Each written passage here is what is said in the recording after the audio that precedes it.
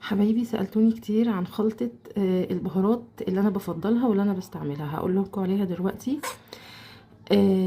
دي اللي انا بحبها، يعني البراند ماذرز ريسبي وكيتشن كوين. طبعا ايه الكيتشن كوين؟ مسألة ما فيهاش كلام يعني. نيجي بقى للمكونات، اقرب شوية اهو: كزبرة، كمون، فلفل حار، ملح، كركم، فلفل اسود، قرفة، توم جاف، ورق غار. هو ايه ورق الغار ده؟ انا نسيت اسمه، قولي في الكومنتات.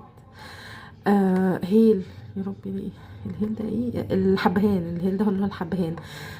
زنجبيل، اوراق حلبة، ينسون، قرنفل.